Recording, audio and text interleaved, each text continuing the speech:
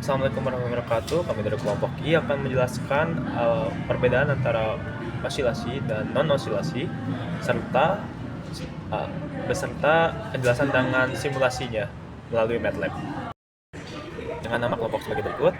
Oke, selanjutnya akan dijelaskan oleh teman saya. Baik, yang pertama adalah latar belakang. Latar belakang osilasi merupakan gerak bolak-balik suatu benda di sekitar titik keseimbangan. Gerak ini terjadi karena adanya gaya pemulih atau restoring force yang selalu mengarahkan benda kembali ke posisi setimbang.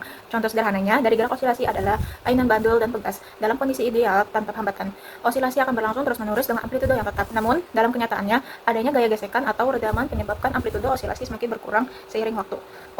Sedangkan untuk yang non-osilasi adalah gerak yang tidak memiliki kecerunungan untuk kembali ke titik keseimbangan secara berulang. Gerak ini biasanya terjadi ketika gaya yang tidak bekerja menghasilkan efek pemulih, melainkan menyebabkan benda bergerak satu arah atau menuju kondisi tertentu tanpa berulang.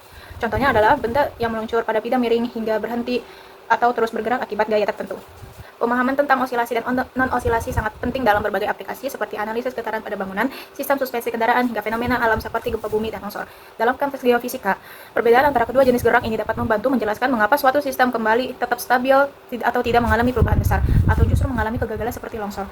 Dengan mempelajari kedua konsep ini, diharapkan dapat diperoleh pemahaman yang lebih mendalam mengenai dinamika sistem fisik serta faktor-faktor yang mempengaruhi kestabilannya. Selanjutnya adalah pengertian dari osilasi. Osilasi adalah gangguan dalam sistem fisik yang berulang secara periodik. Secara umum, osilasi melibatkan aliran energi yang terus-menerus bolak-balik antara dua jenis energi yang berbeda.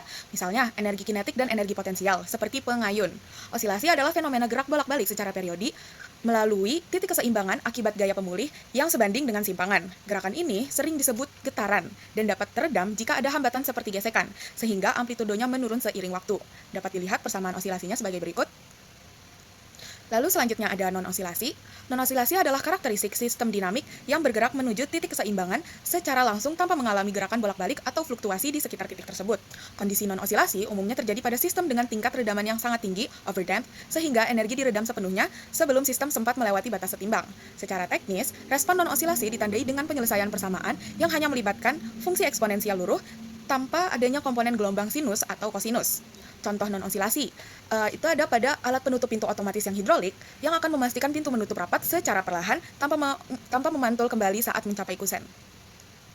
Selanjutnya adalah untuk penjelasan coding dan simulasi grafik pada MATLAB ya. Pada MATLAB, kita itu harus memasukkan inisialisasinya dulu yang berupa clear, child check, close out. Ini gunanya untuk apa? Untuk membersihkan workspace, comment window, dan grafik lama. Setelah itu, kita harus memasukkan parameternya. Parameternya itu ada amplitudo, yaitu 5 meter, ada omeganya, 2pi, artinya apa? Yaitu frekuensinya 1 Hz. Dan juga ada V-nya, V ya, bukan pi, tapi V, yang sama dengan 0, artinya apa? Mulai dari 0. Lalu, kita tentukan juga nih untuk link space-nya, waktunya. Dan waktunya itu 0 sampai 5 detik dengan 1000 titik, agar nanti grafiknya halus. Lalu kemudian ada persamaan osilasi. Persamaan osilasinya, seperti yang kita tahu, yaitu X sama dengan A dikali sin dan omega kali T ditambah V. Lalu untuk grafiknya sendiri itu harus pakai plot T, X. Dan untuk animasinya jangan lupa itu harus menggunakan I sama dengan 1 dengan panjang, I dengan 1,2 length. Itu untuk panjangnya. Oke. Intinya dalam rumusnya sendiri itu jika A itu diperbesar maka gelombangnya itu semakin tinggi, dan jika omeganya diperbesar maka gelombangnya itu semakin rapat dan frekuensinya naik. Dan kalau V-nya diubah, grafiknya akan geser dari kiri ke kanan. Dari kiri atau kanan. Seperti itu. Dan langsung lanjut aja ke bagian simulasi videonya. Dari simulasi video dapat dilihat ya, kalau misalkan yang namanya gelombang osilasi, itu dia akan bolak-balik seperti yang ada di video ini. Dia akan bolak-balik dari atas ke bawah, kalau ke atas lagi ke bawah lagi.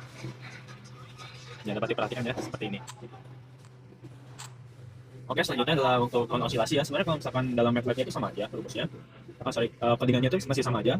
Yang ngebedain itu cuma rumusnya sama parameternya. Kalau dalam ini, yang non-osilasi itu parameternya hanya ada A dan gamma.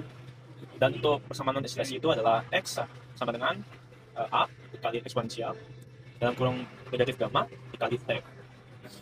Oke. Dan untuk grafik animasi itu masih sama kayak osilasinya yang tadi ya caranya. Dan untuk simulasinya seperti ini.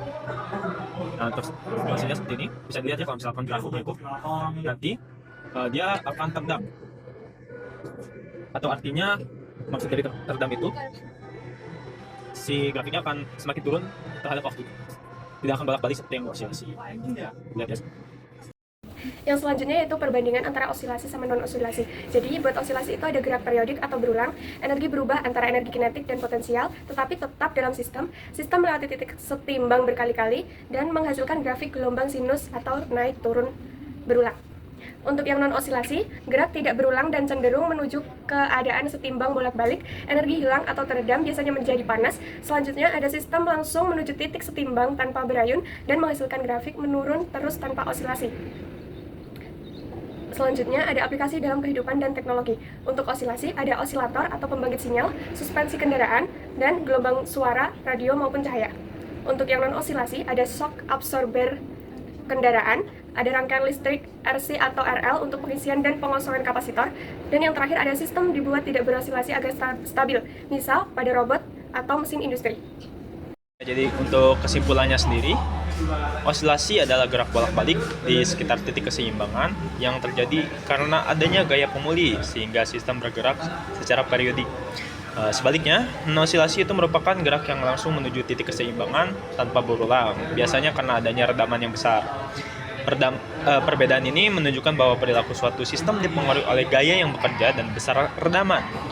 Pemahaman tentang osilasi dan non-osilasi itu sangat penting untuk menganalisis kestabilan sistem serta penerapannya dalam kehidupan dan teknologi.